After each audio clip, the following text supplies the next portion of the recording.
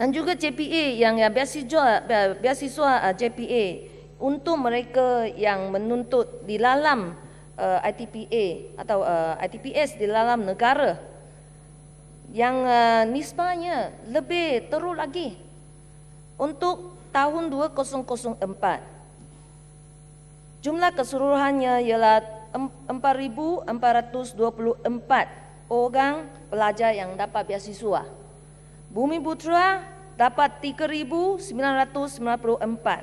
Bukan Bumiputra 430. Iaitu hanya merupakan 9,7% saja. Untuk tahun 2005 jumlahnya ialah 5,286.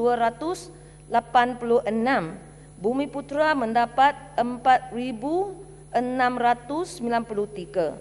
Yang bukan Bumiputra 593 saja, iaitu merupakan 11,2% saja. Dan untuk tahun 2006 jumlah pelajar yang mendapat beasiswa 5,753 orang. Yang Bumiputra ialah 4,727 orang. Yang bukan Bumiputra 1,026 orang. Di sini merupakan 17,8%. Untuk tahun 2007 jumlah keseluruhan ialah 7,575 orang. Bumiputra ialah 6,682 orang. Dan bukan Bumiputra ialah 893 orang saja, yang merupakan 11,7%. Saya rasa angka-angka ini menunjukkan bahawa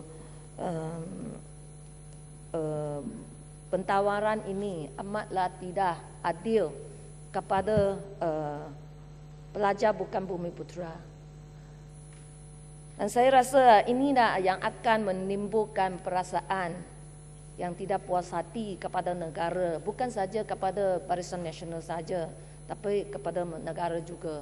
Ini akan menyebabkan modal-modal instan ini, kalau mereka tawaran daripada negara yang lain, beasiswa dari negara yang lain, mereka tidak akan baliklah. Dan mereka akan menjadi brain untuk negara yang lain. Walaupun kita pun telah melaburkan wang ke atas mereka dari primary school kepada secondary school, tapi akhirnya kita tidak mau memberi beasiswa dan mereka lah diambil oleh negara-negara yang lain. Saya rasa ini merugikan rugi yang besar kepada negara kita. Ini bukan saja kerugian dari modal instan, tapi dia akan mencecaskan perpaduan kepada negara ini.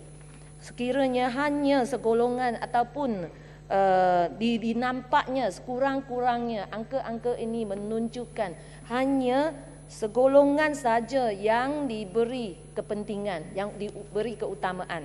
Jadi saya harap pada tahun ini tawaran beasiswa akan lebih adil. Dan saya ingin mendapat penjelasan bagaimana kita boleh membeza-bezakan pelajar kita seperti ini.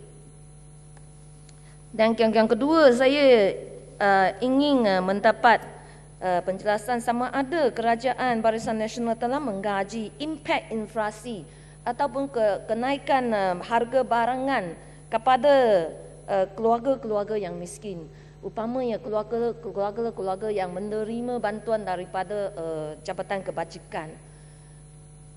Saya berpendapat bahawa kita harus mengkaji impak inflasi ini kepada keluarga-keluarga yang miskin seperti ini, dan kita harus meningkatkan bantuan-bantuan kepada mengikut kadar inflasi kepada keluarga-keluarga seperti ini, kerana saya rasa keluarga yang miskin ini, mereka yang paling dikesani ataupun dia hardest hit by the inflation. Jadi untuk Barisan Nasional selalu mengatakan mereka merupakan sebuah kerajaan penyayang. Jadi mereka telah naikkan gaji kaki tangan kerajaan, itu saya alu-alukan. Tapi janganlah kita lupa bahawa ada segolongan rakyat, iaitu keluarga yang termiskin, yang paling miskin, yang lebih memerlukan bantuan kerajaan. Jadi saya ingin mendapat penjelasan, adakah kita akan secara serta-merta ataupun dalam kajian midterm review untuk menaikkan bantuan kepada keluarga-keluarga ini. Sekian, terima kasih.